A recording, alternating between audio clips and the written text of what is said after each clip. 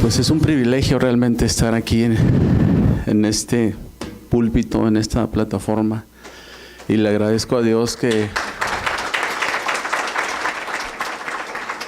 gracias a Dios le damos estos aplausos, la verdad.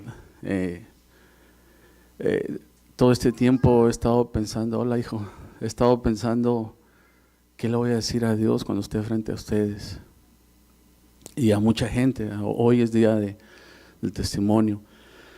Y le he pedido a mi esposa que esté aquí a mi lado. Siempre doy el testimonio aquí solo, parado, pero esta vez ella tiene que estar y Dios así lo ha dicho. Así que vamos a pedirle a Dios que nos dé palabra a mí y a mi esposa para la bendición de todos ustedes, y que lleven ustedes a su casa, familia, amigos y donde quiera que anden. Recuerden lo que Dios ha hecho en esta familia. Así que yo le pido a Dios que todo esto que vamos a decir, que Él nos use, que realmente sea la mera verdad de lo que ha pasado, y que ustedes lo reciban de la mejor manera y que lo lleven de bendición para ustedes. Amén. Muchos de ustedes no oyeron el testimonio por primera vez, y lo voy a detallar en pequeños pedazos porque no hay tanto tiempo, es muy largo, pero tengo que, ahora sí que empezar. Hace 7 años yo tuve un problema federal, legal. Siéntese. Tuve un problema donde yo tuve que llegar a un condado federal estaba acusado yo de una conspiración, conspirar para que alguien pudiera llevar a cabo un acto ilícito, drogas. ¿Sí me pueden traer agua, por favor? Gracias.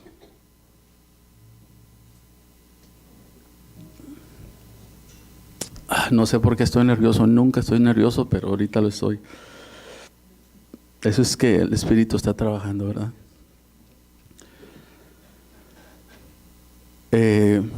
Llegué ahí a un lugar en Chiquiché, se llama Grady County. Grady County, para mí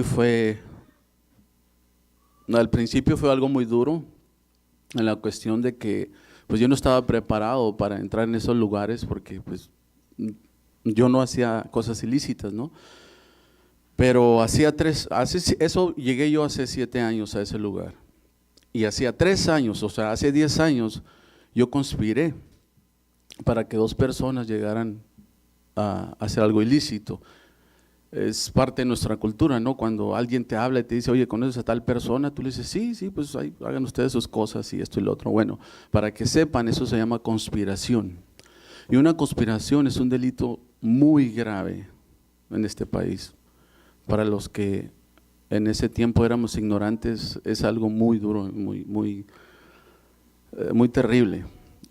Cuando yo me doy cuenta, llegan a mi casa, ella estaba dormida, se tomó una pastilla por X enfermedad que traía y estaba sedada. Entonces cuando llegan estas personas, pues eran 10 personas, 8 personas llegaron a la casa, y ella estaba dormida y empiezan a revisar la casa, y despierta a ella, y a ella le dicen que me van a tomar preso porque yo vendo drogas. Y yo absolutamente pues lo negué, ¿no? Entonces me sacan de la casa y todo, me llevan a un edificio. Entonces me di cuenta quiénes eran, porque yo pensé que eran nada más policías, ¿no? Cuando veo las iniciales de la DEA, pues realmente temblé, dije, pues yo qué he hecho, yo no tengo que estar en este lugar. Cuando me llegan a Grady County, me llevaron a una celda totalmente oscura, o sea, no se veía nada. Nada más cuando abrieron la puerta olía algo horrible, yo no sabía qué había ahí. Cuando topo con pared, piso a alguien y la persona se empieza a quejar. De repente la misma oscuridad empiezo a entrar y veo que hay muchas personas tiradas. Entonces era una celda tan pequeña y habíamos, no sé, 6 personas, pero todos tirados. Entonces cuando doy poquita vuelta donde creía yo caber, era el excusado. Había tanto excremento y tantas cosas que en ese instante yo me pegaba en mi cuerpo y me pellizcaba porque yo pensé que estaba soñando, pero no estaba soñando. Entonces llegué ahí al día siguiente, más bien fue la madrugada, más bien esa misma mañana me llevaron a la Corte Federal y me dice el juez que yo estaba en una conspiración y que lo menos que yo debía era 5 a 40 años. Y yo dije, pues yo seguía soñando, ¿no? Cuando me dijeron eso, el juez, yo me desvanecí totalmente, o sea, me fui para abajo. Pero mi abogado me agarró y me levantó, empecé a agarrar aire, empecé a agarrar color, ¿no? Pues no sabía ni de qué me estaba hablando. Me llevaron, me recibe, ya cuando me llevan de vuelta otra vez a Gregory County, entonces sí me llevaron a una aula más grande donde había 4 celdas abajo, 4 celdas arriba. Y pues yo no quería entrar, me llevaron con unas cobijas y un colchoncito y pues ahí iba yo, ¿no? Entrando. Cuando se abre la puerta veo pues mucha gente aparentemente peligrosa, ¿no? Morenos e hispanos nada más. Y me recibe una persona y me dice, ¿cómo llevaría yo la cara? Que me dice, hey, pásale, no tengas miedo, nadie te va a hacer nada. Imagínense cómo llegaba, ¿no? Entonces esta persona me agarra, me mete a la celda y me empieza a hablar que todo está bien, que nadie me va a hacer nada, que nadie me va a golpear, nada de eso. Pasa el tiempo, que serían 2 días, y entonces ya alguien me prestó la forma de hablar a mi casa, y cuando yo le hablo a ella para preguntarle cómo está, ella me recibe con unas palabras muy groseras, a consecuencia de que yo tenía otra relación. Entonces, cuando ella me dice todas esas cosas, me dice que inmediatamente me va a mandar el papel de divorcio, que me olvida absolutamente de todo, y, o sea, incluyendo mis hijas, etcétera, etcétera. Y para mí fue pues lo peor, ¿no? Fue algo muy, muy duro. Fue tan duro que me desvanecí tanto que creo yo que me desmayé, no sé, ¿verdad? Al recibir esa noticia de ella y sentirme tan perdido, y yo iba con una enfermedad de 3 años en mi colon, yo no podía comer, yo no podía hacer ejercicio, mi estómago de este lado tenía diverticulitis o diverticulosis ya muy avanzada, y para mí fue fatal. Lo único que yo pedí a alguien, dicen que grité o medio grité, les dije que quería agua. Alguien llegó, me dio agua, y es cuando yo empiezo a reaccionar. Cuando yo empiezo a reaccionar, suelto un llanto fuertemente como un niño, y lo único que yo veía es que la gente me veía, pero me ponían tanta atención que yo decía, ¿por qué me están viendo? Cuando yo reacciono completamente, me doy cuenta que estoy, o sea, bañado en llanto. Entonces voy caminando para la celda y mi compañero, aquel que me recibió, estaba sentado en el bonque donde dormía el de arriba, el bonque donde dormía el de abajo. Él estaba en la parte de arriba porque me cedió el bonque de abajo para dormir abajo, gracias a Dios. Entonces me dice que qué me pasaba y le expliqué la llamada y todo lo que ella me había dicho. Entonces yo le pedí auxilio para decirle que cómo le podía hacer, que él ya había estado tantas veces ahí y que él tenía la experiencia de cómo poder, no sé, alentarme o algo, alguna noticia que me diera para saber qué le decía yo a mi esposa, cómo hacerle.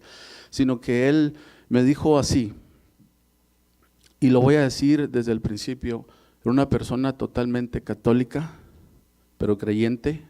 Yo por eso respeto tanto al católico. Y me dice,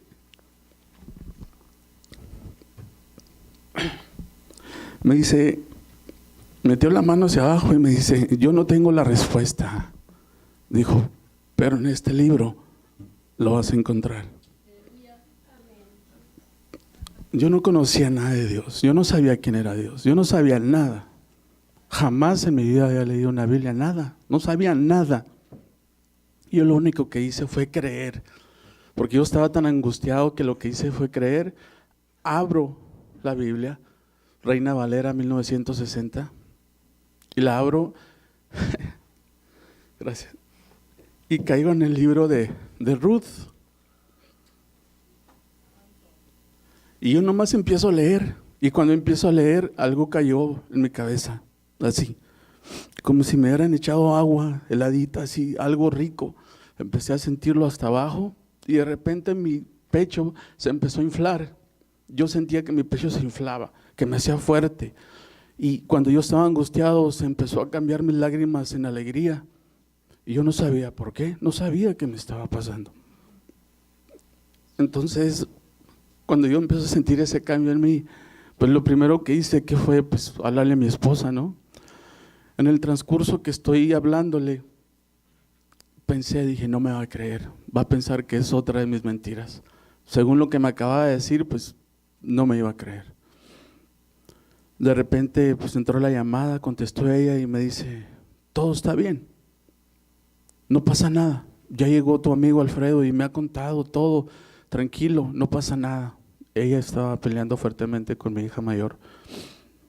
Lo que haya pasado, como haya pasado, sin detalles, Dios hizo en un momento, en minutos, cambió mi vida de angustia a una gran alegría. Ella me decía, yo sé que estás malo, atiéndete, pide que te atiendan. Le dije, no, aquí no es un hospital, aquí es la cárcel. Yo quería seguir leyendo ese libro y seguirlo leyendo, yo no quería más que leer el libro, pero después yo ya no podía sentir eso. Yo nomás leía y yo decía, pues si esto es de Dios, yo quiero seguir sintiendo, quiero sentir ese frío aquí arriba en mi cabeza. No podía. De repente llegó un americano, señor alto, Steve, ojos verdes, muy apuesto el señor, y yo vi que fue algo increíble porque cuando él llega, no podía entrar 3 razas en el mismo jaula. Estaban la mitad morenos y la mitad hispanos, o si entra un güero hay muchos problemas porque ya son 3 razas.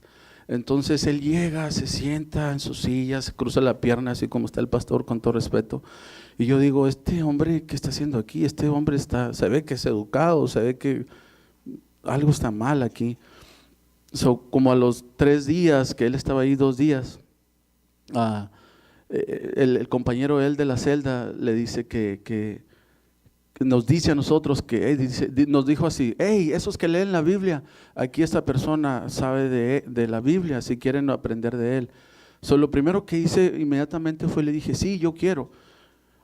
Él empieza a enseñarme de lo que era Génesis, Apocalipsis, libros de Pablo, etcétera, etcétera, lo que ya conocemos, y me empecé a empapar más. Después nos empezamos a juntar como unos 8 en una celda, y cuando una de las veces, uno de ellos se llama Rosalío, él es de Culiacán, ya salió de la cárcel también, ya está allá, nos seguimos comunicando todavía, y le dice Steve, como a la segunda semana de estar predicando, le dice, Rosalío, ¿quieres recibir el Espíritu Santo? Y Rosalío me voltea a ver, porque de cierta forma yo era una guía, yo traducía a como podía, pero les traducía, nadie sabía el inglés, y el único que sabía el inglés era gordo, un chicano, era Miseli, pero era mi compañero de celda, pero él no podía expresar el español, entendía todo, pero no lo podía expresar, eso lo único que me quedó a mí fue traducir a mí. Entonces me volteé a ver Rosalío y le digo yo que sí con la cabeza, y le dice a Steve, sí quiero. Entonces le dice, alza tus manos y vamos a empezar a orar. Fue la primera vez que yo vi a una persona recibir el Espíritu Santo. Él empezó a temblar, empezó a llorar, el poder de Dios cayó sobre él y fue algo tan hermoso. Pero pasó un detalle, yo me quedé con mi corazón y mi pecho a punto de desbordar, yo no sabía qué era. Al día siguiente empezamos otra vez el otro servicio y empieza la predicación sobre el flujo de sangre de aquella mujer que tenía tantos años y no se podía curar, que había gastado todo su dinero en quererse curar, y tocó el manto de Jesús. Cuando yo estoy en esa prédica, yo estoy traduciendo lo que Steve decía y traducía, de repente algo pasó en mi vida en ese momento, sino que cuando yo reacciono y entro en sí de estar predicando, de traduciendo, veo a todos llorando, y entonces cuando reacciono le digo, discúlpeme, no sé qué pasó. Entonces me dice Steve, y veo a Steve que ya Steve tenía hasta la Biblia cerrada, Y me dice Steve, dice, no, síguele. Dice, Dios te está ministrando, síguele. Pero en ese momento que yo quería decirle a ellos, yo quería decirles que Dios me había transportado a ese lugar. Yo vi la congregación fuertemente, vi Jesús en medio. No sé cómo se le llame a eso, pero yo estaba ahí, yo me transporté, Él me llevó. Cuando yo reacciono y vuelvo en sí, los veo a todos llorando. Yo lo único que le dije a Steve, yo quiero recibir el Espíritu Santo. Le dije, no sé qué es, pero yo quiero recibirlo. En ese instante nomás me dijo, abre tus manos, levántalas a Dios, concéntrate en Él y olvídate de lo demás. No pasaron ni un minuto, fueron segundos, cuando el Espíritu cayó sobre mí y empecé a hablar cosas que no entendía. Y todas mis lágrimas salieron fuertemente, empecé a gritar, empecé a llorar. Fue una cosa hermosa que jamás en mi vida había sentido, nunca, jamás, nunca. Yo no sabía lo que era eso. Y yo quería hablarles y decirles algo, pero no podía porque el lenguaje que yo estaba hablando no lo entendía yo. Y por más que quería hablar, no podía, y entre más y más hablaba otras lenguas que no podía entender. Fue algo hermoso ese día. A las 2 semanas pude correr, hacer ejercicio, pude comer. Dios me sanó de esa enfermedad de 3 años tan fuerte. Fue algo que solamente los que vivimos ahí, en ese lugar, nos pudimos dar cuenta cuántos milagros. Les podré contar cuántos milagros sucedieron ahí en la cárcel. Estuve predicando por 6 meses y medio. De los 7 meses que estuve ahí, todos los días. Y todos esos servicios diarios están en mi casa guardados como un gran tesoro, que Dios me ha dicho que los empiece a usar, que no los deje guardados. Eso es una evidencia y un recordatorio para mí de lo que Dios hizo en ese lugar. Les podré contar tantas cosas y muchos milagros que fueron fuertes, y mi esposa es testigo. De repente un día me estaban dando 5 a 40 años y no sé qué pasó, que un día me hablaron y me dijeron que iba a una corte. Y el juez me dio un release. Me dijo, te puedes ir a tu casa. Tienes 5 años de probation. Tienes 5 años para portarte bien. Si en 5 años haces algo malo, yo te voy a juzgar por el delito, más lo que ahora estás acusado. Mi esposa les demostró a ellos, o sea, a los federales, a la DEA, todo que era de nosotros legítimamente legal. Les demostró en números todo. Ella se movió de una forma increíble, demostrarles números, demostrarles todas las evidencias que yo era un hombre totalmente inocente en el aspecto que yo no hacía nada ilícito. Yo me di culpable. Yo les dije, sí, yo fui culpable de esa llamada. Yo puse a 2 personas de acuerdo y me estoy dando culpable. Y frente a una juez federal me di culpable. Hasta ahorita no entiendo por qué el juez me dejó salir. Así. 5 años de probation, yo siendo una persona totalmente ilegal. Pero pasó algo durante estos 6 años, 7 años. Un día me acuerdo que me dijo uno de los compañeros que blasfemó contra el Espíritu Santo. Él nunca quiso entrar a un servicio. A él le dieron como 28 años de cárcel. Y él me dijo que cómo era posible que yo le podía decir a él que yo recibía el Espíritu Santo y se lo podía pasar a él. Él no creía en eso, blasfemó muy feo. Y me dijo, espérate que salgas al mundo libre y entonces te quiero ver. Yo en ese instante estaba lleno, estaba ungido. Yo rechacé todo. Y a través de estos 6 años, nuestra vida, mi vida, no nuestra vida. Mi vida ha sido así. De repente estoy junto al Señor, de repente me retiro, de repente esto, de repente el otro, de repente mi carácter vuelve a ser como antes, de impulsivo, de agresivo, tantas cosas. Pero pasó algo durante todo este tiempo. Dios nunca me ha dejado de la mano. Nunca, jamás me ha dejado de la mano. Y de repente Dios me empieza a identificar por medio de Jonás, del profeta Jonás.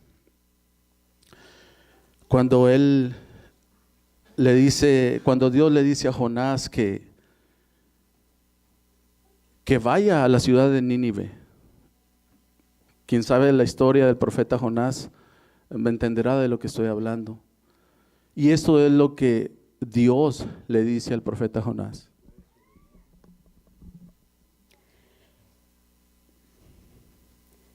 El Señor le dirigió la palabra a Jonás, hijo de Amitai, y le dijo: Anda, ve a la gran ciudad de Nínive y avisa que voy a acabar con ella, porque la noticia de su maldad ha llegado hasta mi presencia. Pero Jonás quiso escapar del Señor y se fue hacia Tarsis. Bajó a Jope, donde encontró un barco que salía a Tarsis. Pagó su pasaje y entró en el barco junto con los demás que iban a esa ciudad, lejos de la presencia del Señor. Pero el Señor arrojó al mar un fuerte viento y hubo una tormenta tan grande que el barco corría el peligro de romperse en pedazos.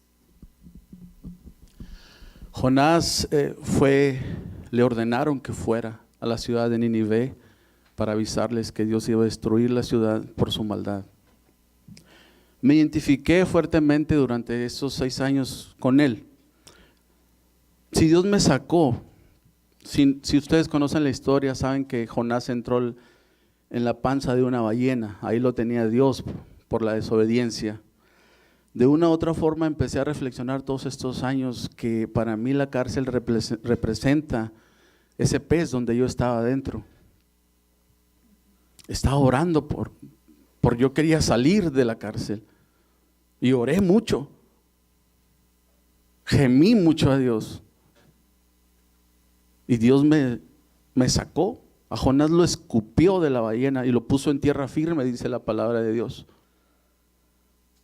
Pero en esta desobediencia que hizo Jonás, yo me identifico en estos 6 años en cierta forma que mi vida ha estado en desobediencia y obediencia. Ha venido y ha ido, ha venido y ha ido.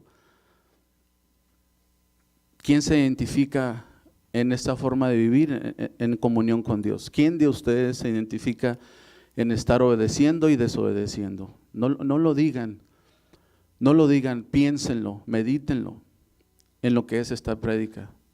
Porque ahorita me pueden ver aquí, pero el día que uno falla, cualquier detalle que uno falla, todos somos juzgados porque somos cristianos de una manera terrible. Es ahí cuando la gente empieza a blasfemar de Dios. Pues no que muy cristiano, pues no que tú ya habías cambiado, eres un lobo disfrazado, etcétera, etcétera, que no sé cuánto más me han dicho, ¿no?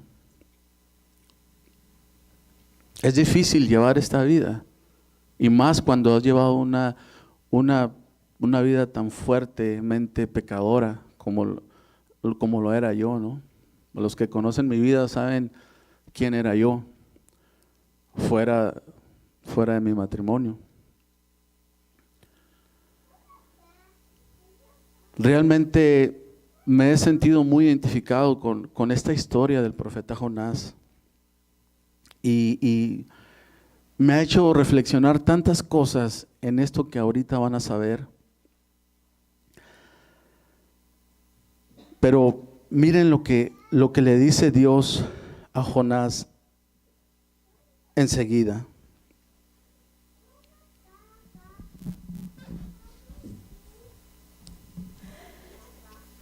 ¿Qué estás haciendo ahí, dormilón?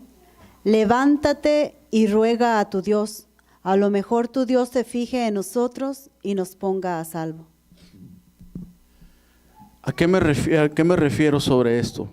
El capitán del barco encontró dormido a Jonás cuando la turbulencia estaba en ese barco. Por culpa de él, la turbulencia estaba azotando a ese barco. Y el capitán del barco le dice: ¿qué estás haciendo hoy, dormilón? Levántate y invoca a tu Dios. Hace el 1 de agosto, el 1 de julio pasado, me llama mi abogado que se ocupó hace 7 años. Estoy hablando de este julio, de este año, o sea, meses atrás. Me habla y me dice: señor Aguilar, ¿cómo está? Le dije: bien, ¿y usted cómo le va? Dijo: pues a mí bien, dijo, pero a usted no. Le dije: ah, caray, le dije, ¿de qué me está hablando? Estaba yo en mi trabajo. Dijo: nomás quiero decirle, así con esas palabras dijo: quiero decirle que el 1 de agosto usted va a ser sentenciado, lo van a hacer pagar tiempo y va a ser deportado. Me quedé así como dije, no supe qué decir. Le dije: ¿de qué me está hablando, señor? O sea, yo estoy en mi trabajo. Le dije: ¿a qué se refiere?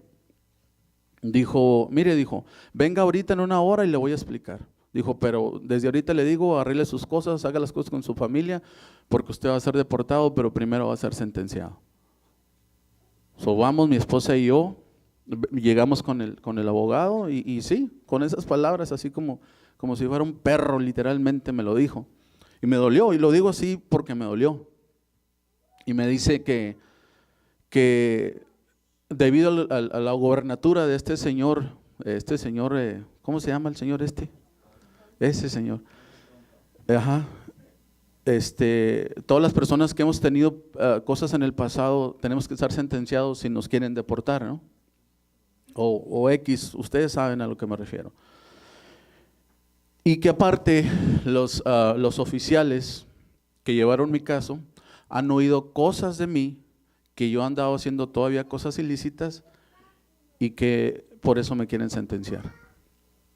Para mí en ese momento pues fue terrible, porque cuando hablé con mi esposa, con mis hijas, pues estaba totalmente en pánico. O sea, yo dije que no, dije, Dios no hace las cosas a medias.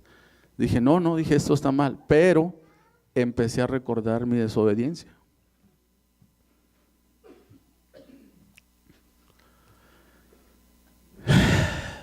Duele, ¿verdad?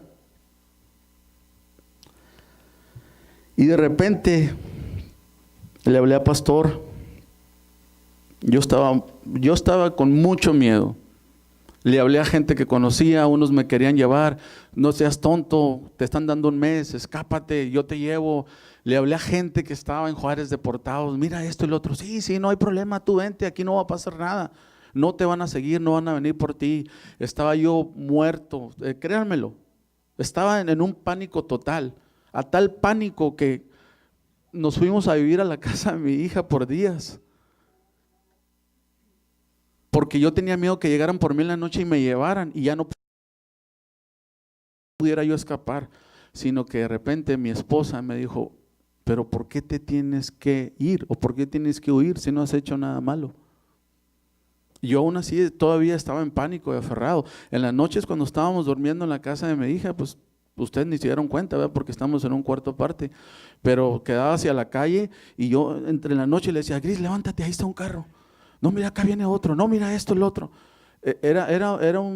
Créanme lo que esto da risa, pero cuando uno lo vive es bien feo, es bien duro estar viviendo. No podíamos dormir, no podíamos comer, no podíamos trabajar, me andaba cuidando en todos lados. Y cuando le digo a pastor eso, sentí una fuerte carga en esta congregación, porque yo les había fallado. Y aquí, exactamente aquí, en este pedazo me hinqué y le pedí a Dios que me volviera a dejar a predicar en esta alfombra, aquí donde estoy parado. Ese sábado de oración fue fuertemente para mí.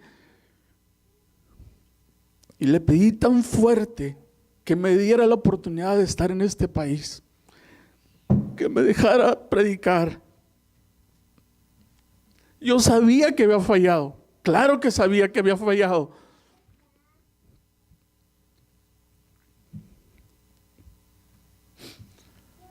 Me dice, pastor, dice, yo no sé, Oscar, dice, pero vamos a ver la gloria de Dios.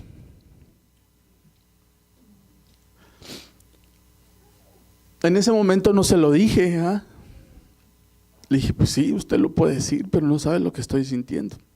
O sea, tantos años, tantos logros, tantas cosas, el supuesto ungido, el que había estado en la cárcel, el que por medio de él se hicieron milagros, el que por medio de él se hicieron tantas curaciones, por medio de él se hicieron tantas cosas, tanta gente que ha creído en Dios, a que Dios me ha usado. Y yo dije, ¿y me van a deportar? Entonces dije, a lo mejor quiere Dios que vaya a México y que mi familia reciba a Cristo en su corazón. Empezamos según a buscar casas en México, cuánto costaban. Empecé a ver cuánto valía el dólar hacia el México. Me fui al consulado mexicano a traer mis documentos. Por primera vez me hice ciudadano mexicano. Y tantas cosas que hicimos porque totalmente estaba perdido. Sino que entramos en una llamada con un amigo que conocemos. Él es hindú. Gracias a él es una bendición tan grande.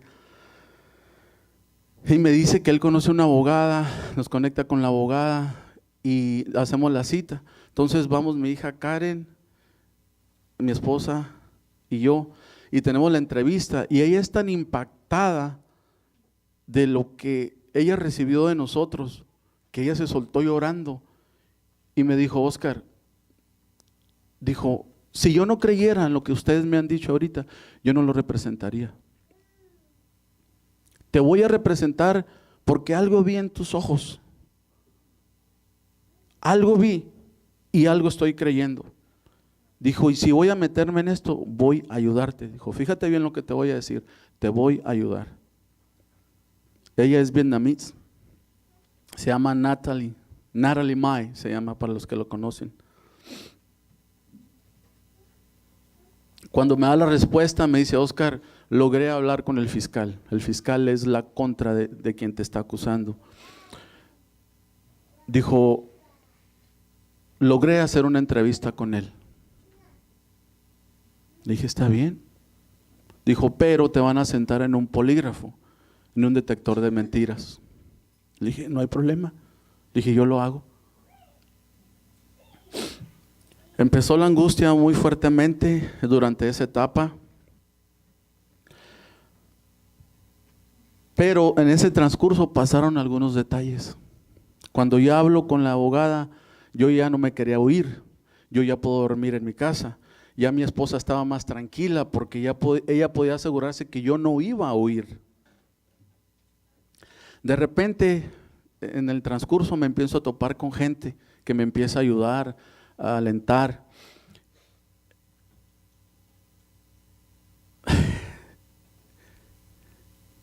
Y me topo con esta familia que está aquí presente. Melissa, su esposo y su hija.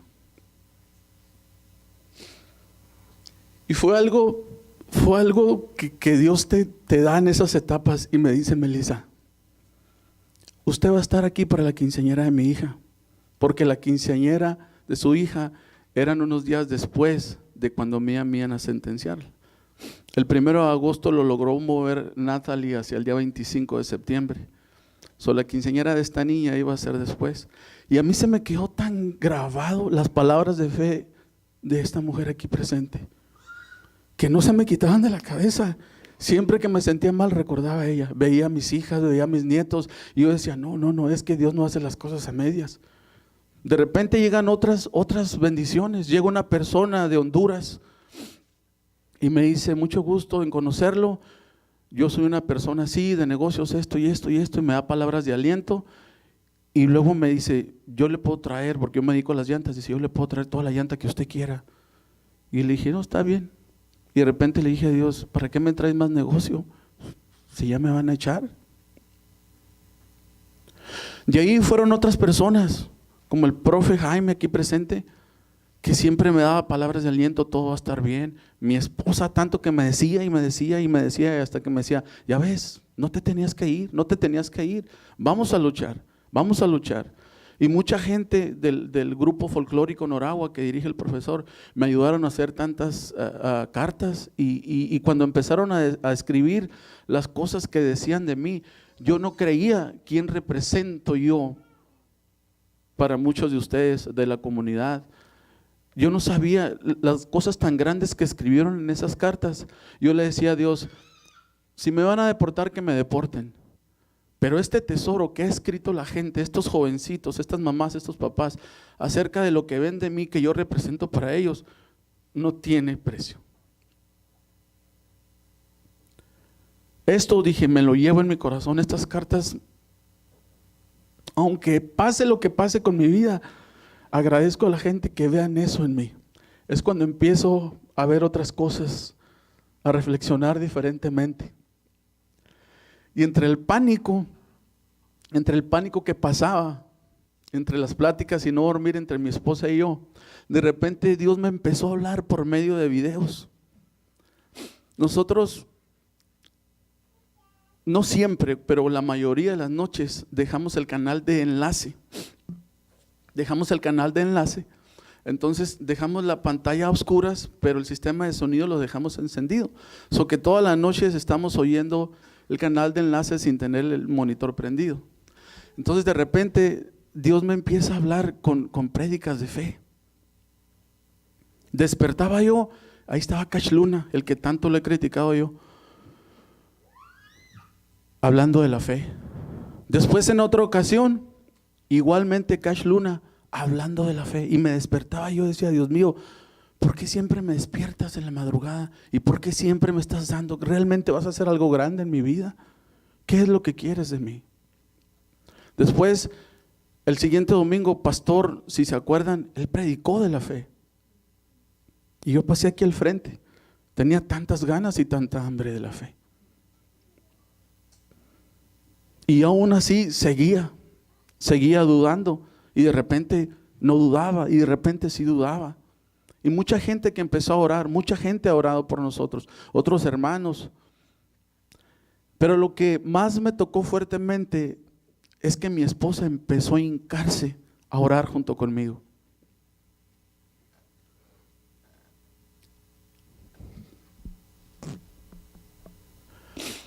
Y yo le dije a Dios, ¿realmente merezco ver esto? Después todo lo que yo le he hecho a ella.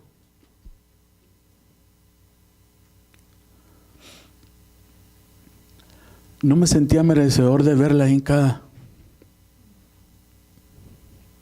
Pero ella empezó a orar conmigo.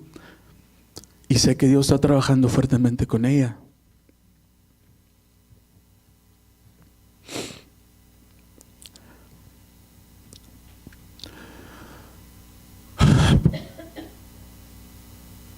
Después pasó algo esto que van a ver a continuación es un símbolo muy grande. Para los que creen, van a saber lo que Dios me dijo. Y los que no lo van a entender, medítenlo, porque esa es mi fe. Esa es la fe que vivimos todos nosotros ante Cristo nuestro Señor. Estando yo como a las 6 de la mañana, faltaba como 8 días, más o menos, para el día 25 de septiembre, que era mi corte. Ya habíamos hecho hasta lo imposible.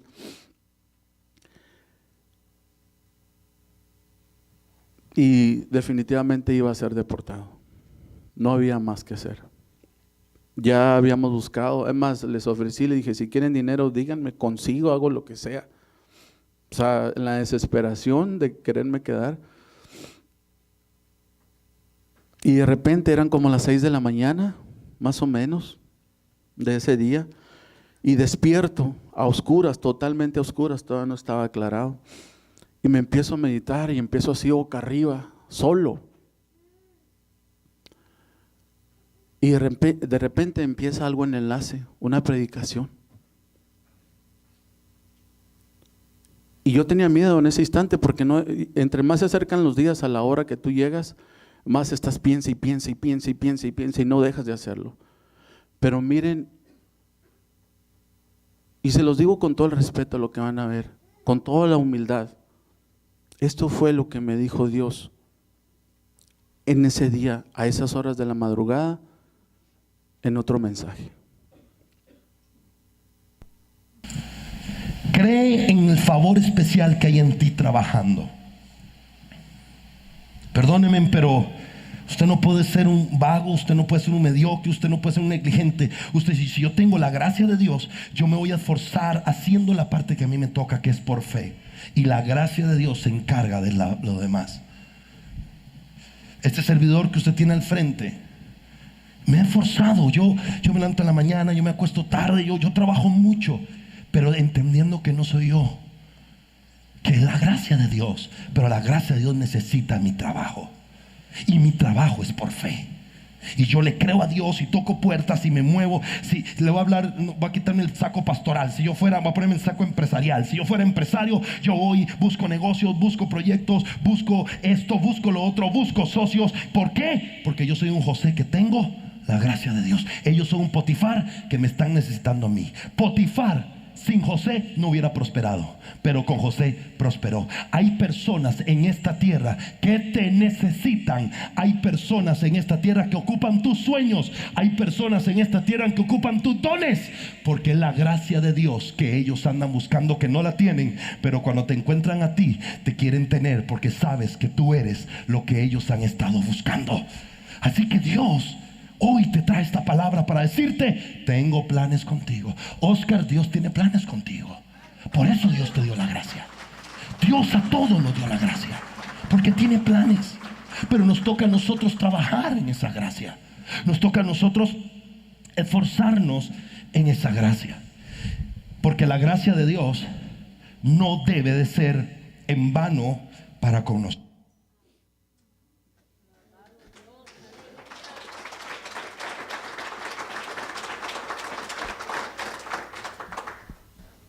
Créanme lo que salté, estaba acostado, salté cuando oí eso. Estaba a oscuras, yo no estaba viendo a nadie, yo solamente estaba en temor.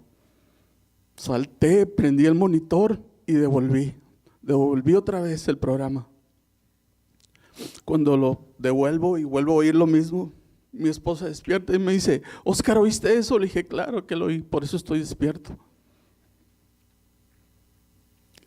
El pastor se llama Iván, no sé si se llamará Oscar Iván, no lo sé.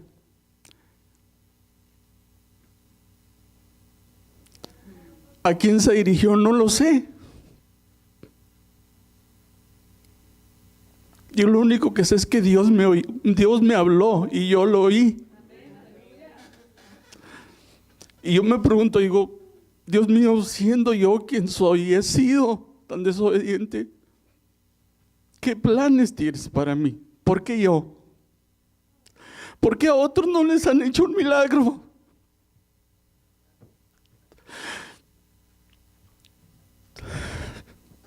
Estoy parado aquí, hermanos, véanme, por gracia de Dios. Cuando Natalie consigue la entrevista, yo le dije: yo quiero llevar a mi esposa. Yo quiero que ellos vean que yo soy un hombre de familia. Nos llevan y entramos a las oficinas de la DEA. Créanme lo que es un lugar horrible, se respira un espíritu muy feo. Nos llevan y nos ponen en un cuarto y me empiezan a hacer todo tipo de preguntas y yo les contesto. Me preguntaban, contestaba sin dudar. Mirándolos a los ojos dije: yo no voy a dudar.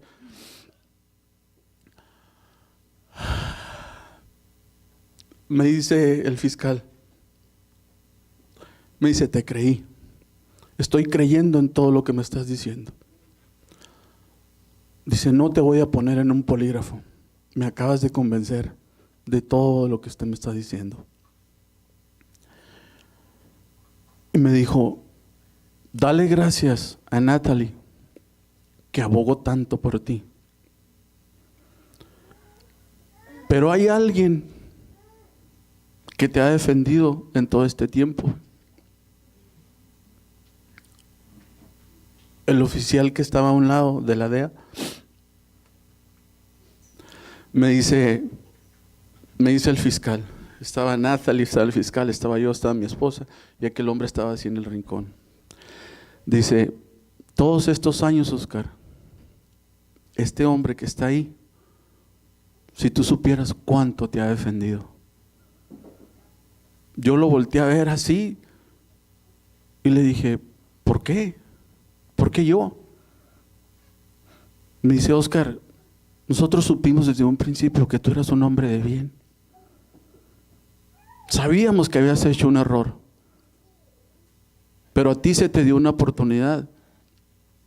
Pero mucha gente ha hablado de ti a tus espaldas y seguimos recibiendo cosas en contra de ti.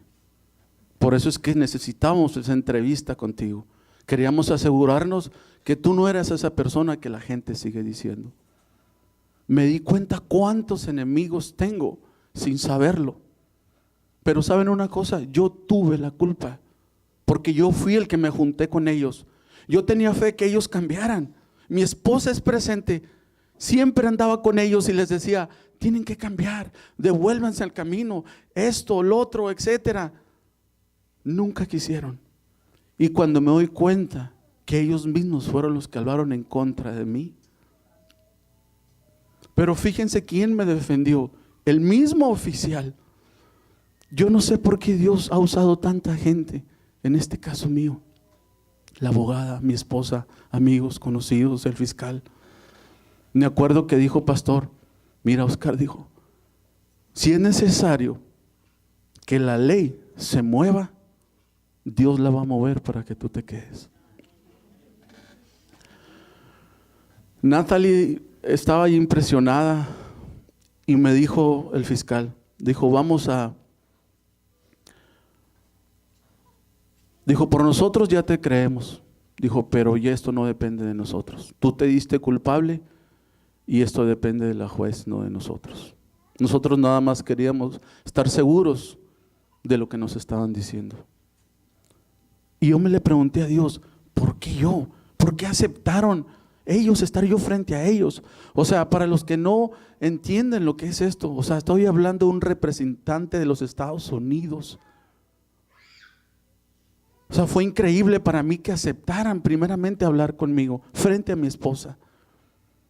Y yo le dije al fiscal, le dije, ¿qué quieres que haga? ¿Quieres que haga servicio comunitario? Dime qué quieres que haga. Me dijo, ¿sabes cuál es el servicio comunitario que quiere que hagas? Que escuches a tu esposa, que sigas tu camino con Dios. Ese es el servicio comunitario que quiero que hagas. Salimos de ahí y pues todavía con el alma en un hilo, porque pues qué iba a decir la juez. Esperamos como 2 días antes de la corte, y ese día tuvimos un incidente. Nosotros íbamos a salir a la ciudad de Dallas. Llegamos a la casa, nos cambiamos rápido, agarramos el carro, y cuando íbamos saliendo con el carro nos prendió que el foco, que una llanta estaba baja. Como llevamos tanto apuro, le dije a mi hija, préstame tu troca, tenemos que irnos ya. Sí, papi, agarra mi troca, váyanse. Agarramos la troca de ella y de repente empezó a llover fuerte y el roof de la troca se quebró, lo quebré, yo no sé lo que haya pasado, y nos estábamos mojando. No pudimos salir, pero nosotros íbamos ilusionados para ir para allá. De repente ella se empezó a molestar porque no se dio cuenta, porque no se dio a cabo el viaje, esto y lo otro. Empezamos a medio discutir y le dije, ¿sabes qué? Si vas a empezar así, yo te llevo a la casa y déjame, yo me devuelvo a trabajar. De repente había una persona ahí que me dijo, Oscar, llévela a cenar. Si no se dio este viaje, llévela a cenar, váyanse a cenar. Nos fuimos a cenar, estamos en el restaurante, dimos gracias a Dios y salimos. Cuando salimos y dimos vuelta a la esquina, sonó mi teléfono y era la abogada. La verdad, yo sentí mucho miedo. Sentí un pavor cuando ella me habló. Dije, ¿ahora qué? Me dice, ¿cómo está tu fin de semana? Le dije, bien. Le dije, está bien. Me dijo, te hablo para decirte que tengas un buen fin de semana. Le dije, gracias. Dijo, tu caso lo acaban de disolver.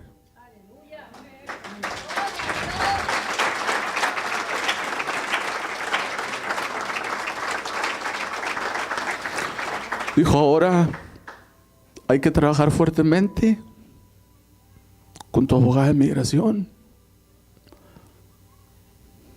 Dios no hace nada a medias, hermanos. Ahora ustedes podrán decir un gran testimonio. Mucha gente lo ha dicho, mucha gente. Estoy en boca de todos, yo lo sé. Unas buenas, otras malas pláticas, no me interesa. ¿Saben qué es lo único que ahorita está en mi corazón? ¿Cuáles son los planes de Dios para mí? Es una responsabilidad muy grande que tengo. Porque sí, es un gran milagro, yo sé, pero también tengo un gran trabajo que hacer.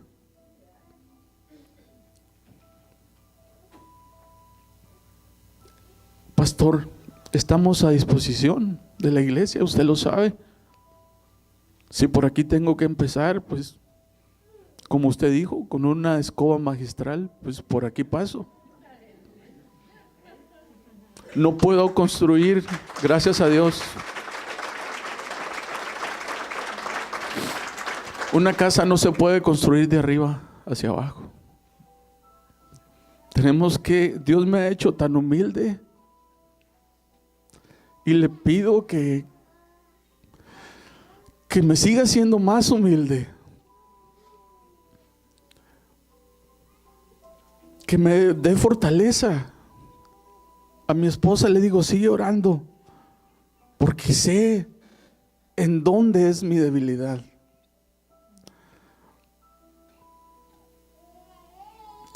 Y por favor, oren por sus familias, oren. Hemos pasado ahorita un problema, una angustia más bien. En el grupo Noragua se nos fue una niña de 16 años.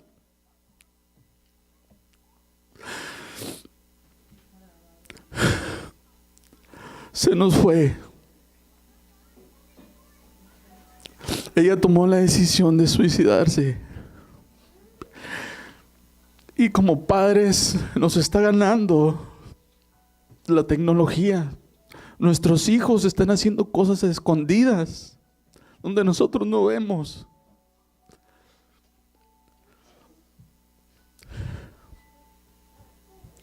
Fue una pérdida muy dura.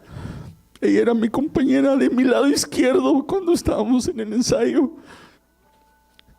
Y siempre me decía, compañero, le decía yo, compañera. Cuando estaba en el hospital, que estaba con la pura máquina de respiración, no tenía ni un órgano más que su corazón. Muchos padres de familia que estábamos ahí nos hemos dado cuenta cuánto satanismo hay. Nos hemos dado cuenta como capitanes del barco, cuando le dijo el capitán a Jonás, despiértate.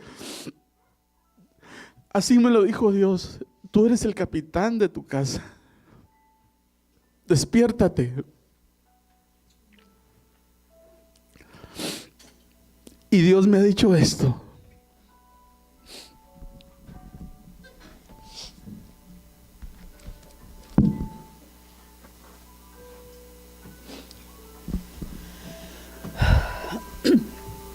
Sabemos que Dios obra en toda situación para el bien de los que lo aman, los que han sido llamados por Dios de acuerdo a su propósito. Dios los conocía antes de que el mundo fuera creado. Él decidió que fueran como su Hijo y que el Hijo fuera el mayor de los hermanos. Dios decidió que serían como su Hijo, por eso los eligió por adelantado y los aprobó dándole su gloria. ¿Qué podemos decir de todo esto? Si Dios está a nuestro favor, nadie podrá estar en contra de nosotros.